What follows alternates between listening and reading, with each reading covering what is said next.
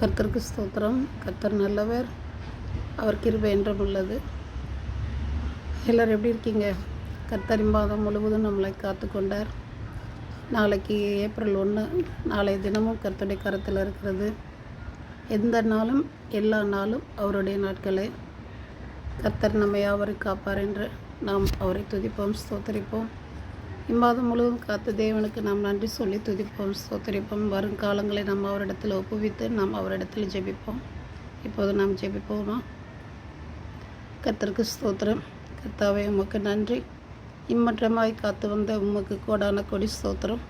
அன்பின் பரலோக பிதாவை உம்மை துதிக்கிறோம், ஸ்தோத்தரிக்கிறோம். இந்த அருமையான இன்றைய நாளின் கிருபைக்காக உமக்கு நன்றி. நாளைய காலத்திலும் தகப்பனை நீர் கூடவே இருந்து பாதுகாப்பீராக. எங்களுடைய போக்குவரத்து, எங்களுடைய அலுவலகம், எங்களுடைய செலவுகள், எங்களுடைய தேவைகள் யாவற்றையும் தகப்பனை நீர் சந்திப்பீராக. சரியாக நேர்த்தியாக அதனதன் காலத்தில் அதனதன் காரியத்தை செய்வீராக. தொடர்ந்து காத்துக்கொள்ளும், பலப்படுத்தும், எங்களை பாதுகாத்துக்கொள்ளும். உங்கள் நாமத்துக்கே மகிமை வர பண்ணுவீராக. உம்மை துதிக்கிறோம், ஸ்தோத்தரிக்கிறோம். இயேசுவின் நாமத்தில் பிதாவே, ஆமென். என் ஆத்துமாவே கர்த்தரை ஸ்தோத்ரி, என் முழு உள்ளமே அவருடைய பரிசுத்த நாமத்தை ஸ்தோத்ரி. என் ஆத்துமாவே கர்த்தரை ஸ்தோத்ரி, கர்த்தர் செய்த சகல உபகாரங்களையும் மறவாதே. ஆமென், ஆமென். கர்த்தருக்கு ஸ்தோத்திரம். கர்த்தர் நல்லவர், அவர் கிருபை என்றும் உள்ளது. ஒரு குறிப்பிட்ட ஒரு காலம் வரைக்கும் கர்த்தருடைய தயவும் கிருபை நம்மளோட இருக்குன்னு யாரும் எப்போவும் நினச்சிடாதீங்க.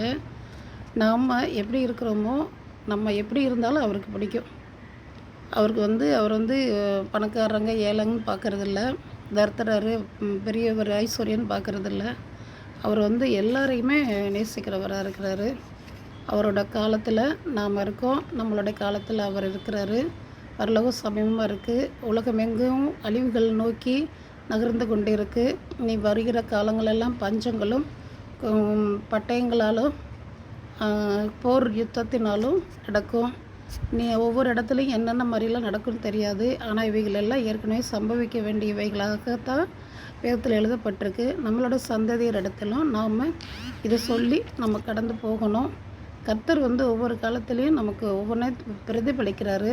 எல்லா ஞானிகளும் அதைத்தான் சொல்கிறாங்க, எல்லா கோயில் குருக்களும் அதைத்தான் சொல்கிறாங்க. காலம் சமீபம்.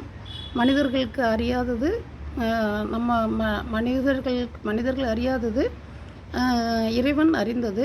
ஆனால் நம்ம விலங்குகளுக்கு முன்கூட்டியே அந்த அழிவுகள் எல்லாம் தெரியும். கர்த்தர் அவர்களுக்கு 5 அறிவு கொடுத்திருந்தாலும் அவர்களுக்கு எல்லா ஞானமும் கர்த்தர் கொடுத்திருக்கிறார். அதுபோல் தகப்பன் இயேசு நம்மளோட கூட இருந்து நம்ம நடத்துவாராக. நம்ம அவர் மீது பக்தியோடு நம் வாழ்வை சென்று கடந்து செல்வோமாக.